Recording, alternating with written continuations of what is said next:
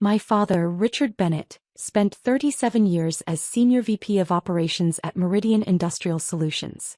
He made $340,000 annually, drove a leased Mercedes S-Class, and belonged to the West Shore Country Club where membership cost $85,000 initiation plus $12,000 yearly dues. He built his identity on corporate hierarchy, executive status, and the carefully curated image of success. I'm Marcus Bennett. I'm 32 years old. For the past decade, my father introduced me at family gatherings the same way. This is Marcus. He does government work. Data entry, I think. He wasn't entirely wrong. I did work for the government, just not the way he imagined. The disappointment started early. I graduated from MIT with a degree in aerospace engineering and cryptographic systems. Dad attended my graduation but left before the reception when he learned I'd accepted a position with a minor government contractor, instead of Boeing or Lockheed Martin's corporate headquarters. Government work, he said with visible distaste. Marcus, I raised you for executive leadership, not middle management bureaucracy. It's interesting work, Dad. Interesting doesn't build legacy. Where's the corner office? Where's the executive parking spot? He shook his head. Your cousin James just made partner at his law firm. Your sister Victoria runs an entire marketing division. And you're filing paperwork for mid-level government contracts. I didn't correct him. My actual role was lead systems architect for classified aerospace defense contracts. My security clearance was TS/SCI with additional compartmented access. The minor government contractor was actually my own company, Archon Systems Integration, which I'd founded at 24 with 2 MIT classmates. We started small. A $2.8 million contract for navigation system integration. Then $8.3 million for communications encryption. By year 3, we'd secured a $47 million multi-year contract for satellite defense systems. By year 7, our annual government contracts totaled $186 million, and we'd expanded into aerospace consulting for 3 Fortune 100 companies. Last year, Archon's total valuation hit $340 million. I own 73% of the company outright. But Dad never asked about my work. He asked about my title, my office size, whether I had people reporting to me. When I mentioned I had a team, he assumed I meant a small group of fellow data entry clerks. At family gatherings, the contrast was constant and deliberate. Victoria's division generated $15 million in new business this quarter, Dad announced at Christmas dinner 2 years ago. She's being considered for VP of Marketing. And James just closed a merger worth $40 million. His firm is making him equity partner. Mom beamed. We're so proud. Dad turned to me. Marcus, how's the government job? Busy. Good projects. Still doing data entry? Something like that. Well. He sighed like I was a disappointment he'd learned to tolerate. Steady work is respectable, I suppose. Not everyone can handle executive pressure. Victoria smirked into her wine glass.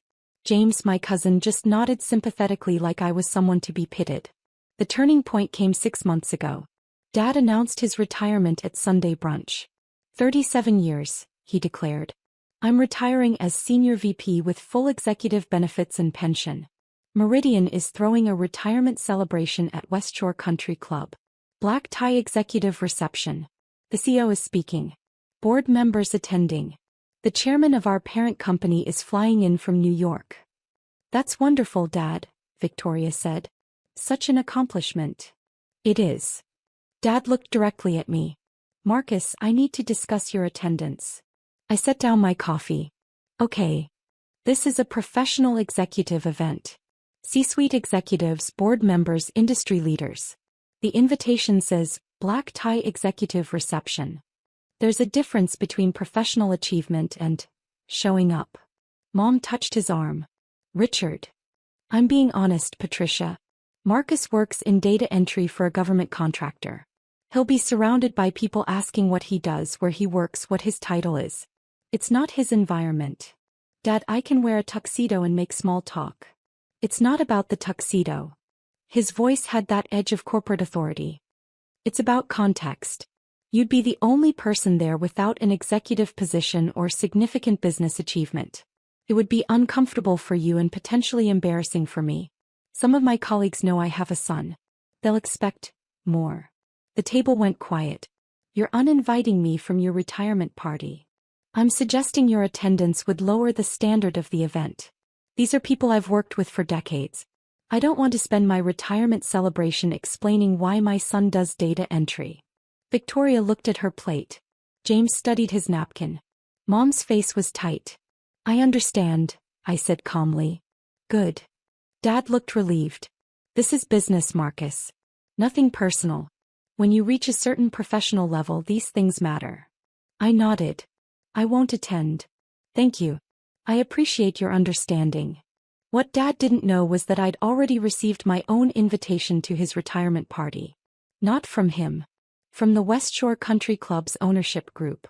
Because 3 years earlier I'd purchased the West Shore Country Club. Not as Marcus Bennett, private citizen. Through Archon Holdings, one of my company's investment subsidiaries. The club had been struggling financially, facing $4.8 million in debt and declining membership. The previous owners needed an exit strategy. My investment firm bought it for $8.2 million, restructured the debt, upgraded the facilities, and turned it into a profitable asset. We kept the original management, maintained membership standards, and nobody knew the ownership had changed except the board, the management, and the legal team. My father had been paying his $12,000 annual dues to my company for 3 years. He'd been dining at my restaurant, playing golf on my course, and networking in my lounges while calling me a disappointment. The irony was something I'd chosen to keep private. He'll know. The day after Dad uninvited me, I called my head of security at West Shore. James, I said. I need to discuss the Bennett retirement reception. Sir. Evening of the 24th. We've got the Platinum Lounge reserved, full catering, valet service. Your father's company booked it 8 weeks ago. I'm aware. I need you to personally handle entrance management that evening. Of course. Any specific concerns? Richard Bennett is the guest of honor. He'll be arriving around 6:30 p.m. When he tries to enter the Platinum Lounge, I need you to stop him. There was a pause. Sir. The Platinum Lounge is owner-reserved space. My father doesn't know I own the club. He's about to learn. When he arrives, inform him that the Platinum section requires owner authorization for entry. Don't let him through until he asks the right questions. James was quiet for 3 seconds. Understood, sir. And when he asks who the owner is, tell him the owner is already inside. Then call me. I'll handle the rest. Yes, sir. I hung up and opened my email. The invitation Dad had sent was still there. Black tie executive reception. Regrets only.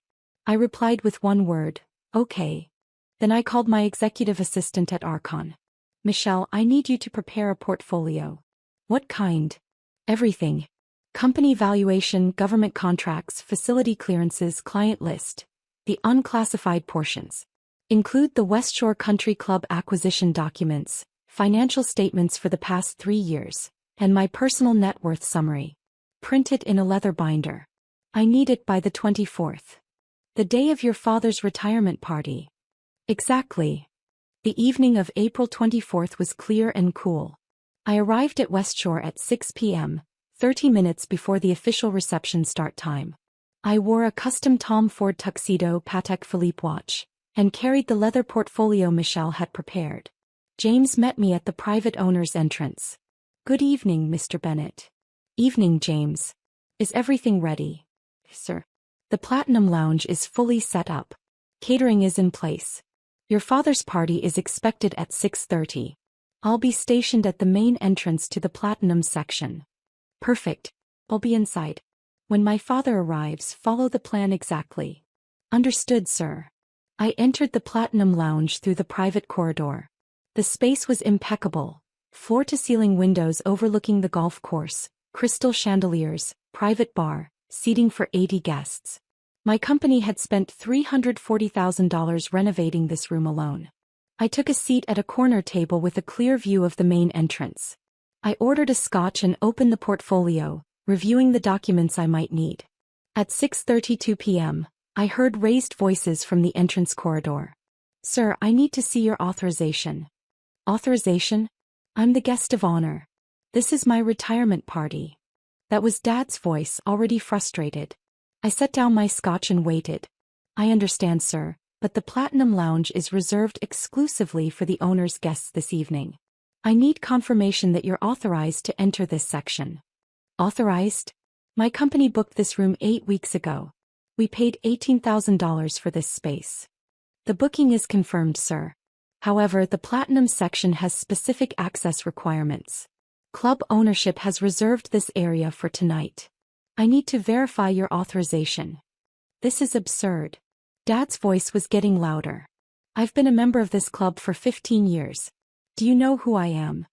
Yes, Mr. Bennett. You're tonight's honoree. However, club policy requires. Get your manager. Get the club president. This is outrageous. James remained calm. Sir, I'm following owner instructions directly. The owner of West Shore Country Club has reserved this section. If you'd like entry, I need to confirm you're on the authorized guest list. There was a dangerous pause. Who owns this club? The ownership information is private, sir. However, the owner is currently inside the Platinum Lounge. Would you like me to inquire about your authorization? Yes. Immediately. I heard James speak quietly into his radio. Security to owner. Mr. Richard Bennett is at the Platinum entrance requesting authorization. I stood, straightened my jacket and walked toward the entrance. The portfolio remained on my table. I wouldn't need it yet. The corridor opened into the entrance foyer. Dad stood facing James, red-faced and furious. He was wearing a tuxedo, looking every inch the successful executive. Mom stood behind him, looking uncomfortable. Victoria and her husband were there, along with about 20 other guests, all dressed formally, all looking confused and irritated. Dad was mid-sentence when he saw me. And I want to speak to whoever owns this club right now because this is the most unprofessional. He stopped. His face went through 3 expressions: confusion, recognition, and dismissal. Marcus, what are you doing here? I told you not to attend. I smiled politely. Hello, Dad. Victoria. You weren't invited, Dad said sharply. This is an executive event. I'm aware. Then why are you here? And why are you inside the Platinum Lounge? He turned to James. This is my son. He's not authorized to be here either. He works in government data entry. James looked at me. I gave him a small nod. Mr. Bennett, James said carefully. This is Marcus Bennett. He owns West Shore Country Club. The corridor went completely silent. Dad stared at James. What? Marcus Bennett is the owner of this facility. He purchased it 3 years ago through Archon Holdings. He's authorized to be anywhere on the property. In fact, he authorized tonight's event. Dad's face went pale. That's impossible. I can provide documentation if needed, sir. Dad turned to me slowly. You own this club? Yes. You own West Shore Country Club. Through one of my investment companies, yes. We acquired it 3 years ago when the previous owners faced financial difficulties. We've invested about $3.2 million in renovations and improvements since then. Your investment company? Archon Holdings. It's a subsidiary of Archon Systems Integration. That's my primary company. Mom's hand went to her mouth. Victoria's face had gone white. Dad's voice was very quiet. Your government data entry job. I don't do data entry, Dad. I'm the founder and CEO of Archon Systems Integration. We're a defense aerospace contractor specializing in classified satellite and communications systems. We hold $186 million in active government contracts. Last year our company valuation was $340 million. I own 73% of it. The number hit him like a physical blow. You're saying you're worth. Personally, about $248 million, not including real estate holdings and other investments. Including this club, which we purchased for $8.2 million and is now valued at approximately $11.7 million. Dad grabbed the wall for support. You've been paying your membership dues to my company for 3 years, I continued calmly. The $12,000 annual fee the restaurant charges, the golf course fees. All of it. You've been dining at my restaurant, playing on my golf course and networking in my facilities while telling everyone I do data entry. I didn't know. You never asked, Dad. You asked about my title, my office size, whether I had a corner window. You never asked what I actually do. You assumed. And when your assumption made me seem disappointing, you stopped asking altogether. Victoria found her voice. Marcus, we had no idea. Of course you didn't. Because none of you wanted to know. Dad introduced me as government data entry for 10 years. At family dinners, at Christmas, at every gathering, I was the disappointment. The one who didn't meet the executive standard. Dad was shaking his head. But you never corrected me. You never said. I said I had interesting work. I said my team was growing. I said we had good projects. You heard what you wanted to hear. Why didn't you just tell me? I looked at him for a long moment. Because I wanted to see if you'd ask. If you'd show interest in my life beyond measuring it against your corporate hierarchy. You never did. For 10 years you never once asked about my actual work. You just assumed I'd failed to meet your standards. Mom was crying now. Marcus, we're so sorry. And 3 days ago, I continued, you uninvited me from your retirement party because my attendance would lower the standard and embarrass you in front of your executive colleagues. You were worried someone might ask what I do and you'd have to explain your disappointing son. Dad's voice was barely a whisper. I didn't know. You didn't want to know. I turned to James. Please escort Mr. Bennett and his guests into the Platinum Lounge. They're authorized for tonight's event. It's his retirement party. He should enjoy it. Yes, sir. I started walking back toward the lounge. Marcus, wait. I stopped but didn't turn around. Your retirement celebration starts in 15 minutes, Dad. The CEO of your company is about to arrive. The board chairman is flying in from New York. You worked 37 years for this moment. Don't waste it. But I need to apologize. You need to celebrate your retirement. We'll talk later. Or not. Right now you have guests arriving. I walked back into the Platinum Lounge. Behind me I heard James quietly directing Dad's guests inside. I returned to my corner table, picked up my scotch and waited. The next hour was fascinating. Dad's colleagues arrived. The CEO of Meridian Industrial Solutions, the board members, the chairman from New York. They entered the Platinum Lounge and within 10 minutes, 3 of them had approached my table. Marcus Bennett, Tom Hargrove, CEO of Meridian. He extended his hand. I didn't realize you'd be here tonight. I shook his hand. Richard Bennett is my father. It's his retirement party. Of course, but I meant, your company does exceptional work. We've been trying to get a meeting with Archon Systems for 6 months. Our aerospace division has a project that could benefit from your cryptographic expertise. We can arrange a meeting. Have your people contact my office. He nodded enthusiastically. Absolutely. And I have to say, this facility is remarkable. The renovations you've done are extraordinary. Best private club in the state. Thank you. He glanced toward where Dad stood, pale and shaken, surrounded by well-wishers who didn't yet understand what had happened. Richard never mentioned his son owned the club. I don't think he knew. Tom Hargrove's eyebrows rose. He didn't know his own son owned a $340 million aerospace company? We don't talk much about work. That's unfortunate. He paused. Well, congratulations on your success. You've built something remarkable. 2 more executives approached within the next 20 minutes. Both knew my company. Both wanted meetings. Both seemed confused about why Dad had never mentioned me. I watched Dad across the room. He kept glancing at me, then away, then back. His retirement speech was scheduled for 8 p.m. He looked like a man whose entire worldview had just collapsed. At 7:45, Mom approached my table alone. Marcus, may I sit? Of course. She sat carefully, her hands folded in her lap. I don't know what to say. You don't need to say anything, Mom. Yes, I do. Her voice cracked. We failed you. Your father and I both. We were so focused on what we thought success looked like that we couldn't see what you were actually building. You saw what Dad wanted to see. That's not an excuse. She wiped her eyes. You built an extraordinary company. You've achieved more than any of us imagined. And we made you feel small because it didn't fit our narrow definition of success. I never needed you to understand my work, Mom. I needed you to trust that I knew what I was doing. We should have trusted you. Yes. She was quiet for a moment.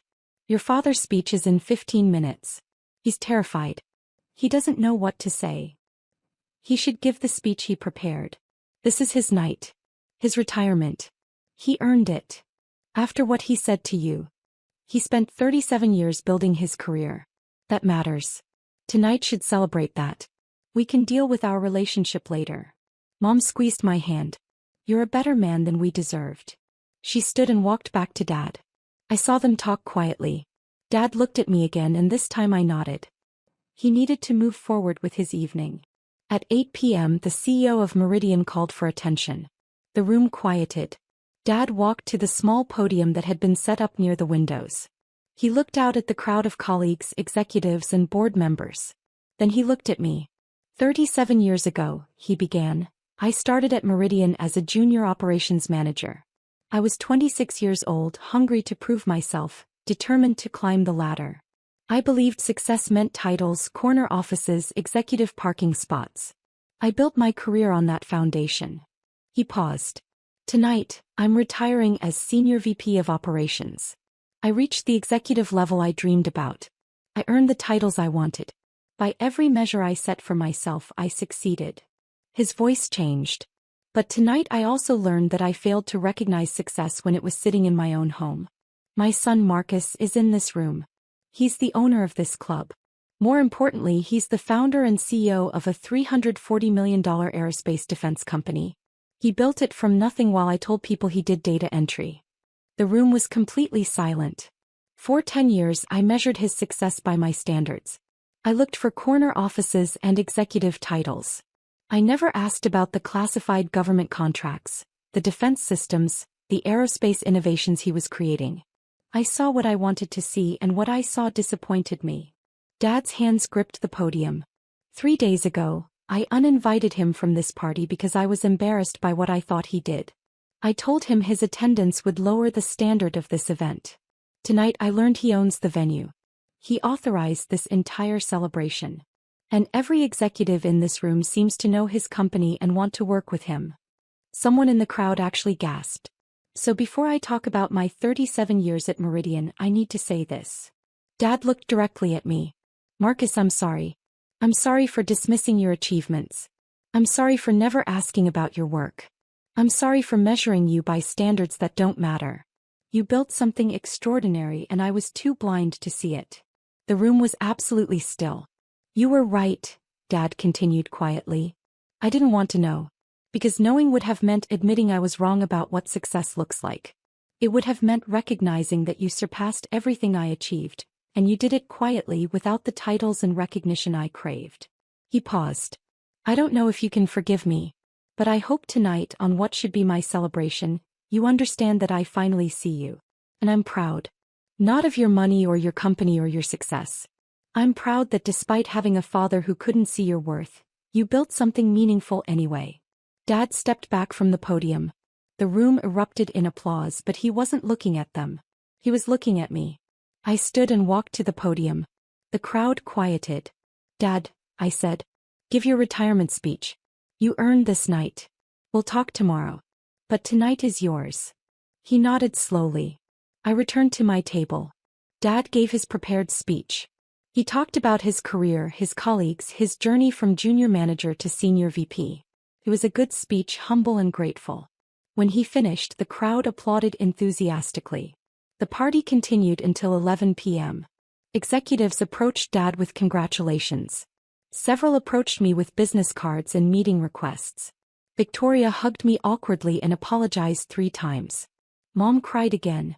At 10:45, as guests were leaving, Dad approached my table one last time.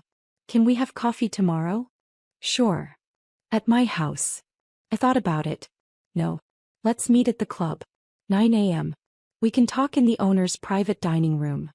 He nodded. I'll be there. Dad. Yes. You didn't fail. You built a successful career. You raised 3 kids. You provided for your family. That matters. We just need to redefine what success means to both of us. His eyes filled. Thank you. He left with Mom. Victoria and her husband followed. The remaining guests filtered out. By 11:15 I was alone in the Platinum Lounge. James appeared. Quite an evening, sir. Yes. Will Mr. Bennett be returning? Tomorrow morning. We're having coffee. I'll have the private dining room prepared. Thank you, James. I walked through the empty lounge, past the tables that had held Dad's retirement celebration, out to the private corridor. My car was waiting. I drove home to my house in Brookfield Heights, a $2.8 million property I'd purchased with my first major contract payout. The next morning I arrived at West Shore at 8:50 a.m. James had the private dining room set up with coffee, pastries, and a quiet space for conversation. Dad arrived at exactly 9 a.m. He looked tired but steady. We sat. I poured coffee. "I brought something," Dad said. He pulled out a folder. "This is every family photo I have of you. Christmas, graduations, birthdays. 32 years of photos." He spread them on the table. "Last night I went through them all. You know what I realized? In almost every picture you're smiling. You look happy. Confident. Like you knew exactly who you were and where you were going. I never saw it. I was so focused on what I thought you should be that I never saw who you actually were." "Dad. Let me finish." He took a breath. "I built my entire identity on corporate hierarchy. When you didn't follow that path I thought you'd failed. But you didn't fail. You just succeeded differently. You built something bigger than anything I ever imagined, and you did it while I was calling you a disappointment." "You weren't entirely wrong," I said. "I could have told you about my company years ago. I chose not to. Partly because you weren't asking, but partly because I wanted to see if you'd value me without the success markers you cared about." "That's fair. But Dad, you need to understand something. Your career wasn't less valuable because mine turned out differently. You worked 37 years at a company. You provided for your family. You earned your retirement. That matters. But I hurt you." "Yes. And I don't know how to fix that." I was quiet for a moment. "You start by asking about my work. Really asking. Not about titles or office size. About what I actually do, why it matters, what challenges I'm solving." "Okay. And you stop measuring success by corporate hierarchy. Victoria's marketing success is valuable. Your career was valuable. My company is valuable. They're just different paths." Dad nodded slowly. "Can I ask now? About your work?" "Yes. What do you actually do?" I smiled. "I design cryptographic systems for classified defense satellites. My team of 47 engineers builds secure communication networks that protect national security infrastructure. We integrate aerospace systems that coordinate defense operations across multiple agencies." "That sounds incredible." "It is. It's complex, challenging work. I love it." "Why didn't you tell me?" "Most of it's classified. I can't discuss specifics. But also, you never asked about the work itself. You asked about titles and hierarchy. There was no entry point for the actual conversation." Dad was quiet. "I wasted 10 years.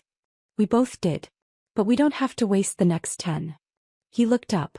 No. If you actually want to know about my work, my company, my life, I'll tell you. But it has to be genuine. Not because you're impressed by the money or the success. Because you actually care about who I am." "I do care. Always cared. I just showed it terribly." "Then we start over. Today." Dad reached across the table. I shook his hand. "Marcus, what you've built is extraordinary. Not just the company or the money. The way you handled last night. The way you're handling this conversation. You're a better man than I taught you to be." "You taught me plenty, Dad. Work ethic, integrity, commitment. I just applied it differently." We talked for 2 more hours.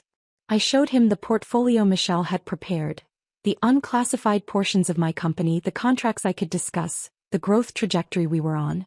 He asked real questions. Some he didn't understand, but he tried. At noon we walked out together. In the parking lot he looked at the club building. "You really own this." "Yes. It's remarkable what you've built."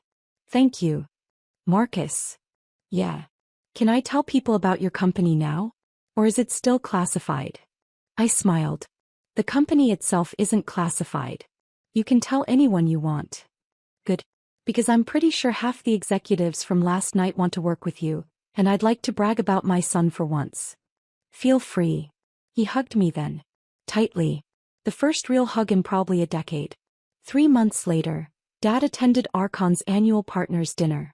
I introduced him to my team, my business partners, the government liaisons I could acknowledge publicly. He asked questions, listened carefully, and at one point whispered to me, I had no idea this is what you were building. How you know? I'm sorry it took so long. It's okay, Dad. We got here eventually. Victoria started asking about my work too. Real questions, not just polite interest. Mom visited my office and met my team. Slowly, carefully, my family started seeing me as I actually was, not as they'd assumed I'd be. And Dad? He updated how he introduced me. Now this is my son Marcus. He founded and runs a defense aerospace company. He's doing classified work I barely understand, but it's extraordinary. Want to hear about it? I still own West Shore Country Club. Dad still plays golf there every Saturday. But now when he signs the restaurant check or books the conference room, he smiles and says, "My son owns this place, you know." Last week we had coffee again in the owner's private dining room. Dad asked about a new contract we just won, $73 million for satellite defense integration. I explained what I could. He listened carefully, asked good questions, and at the end said, "I'm proud of you, Marcus. Not because of the money or the success. Because you never let my blindness stop you from building something meaningful. Thanks, Dad. And thank you for not giving up on me after I gave up on you. You're my father. I wasn't going to give up." He smiled. "Even after I uninvited you from my own retirement party? Even then." We finished our coffee in the club I own, surrounded by the success I built, finally understanding each other after 10 years of missing the point. Sometimes the best reversals aren't about humiliation or revenge. Sometimes they're about finally being seen for who you actually are. And sometimes that's enough.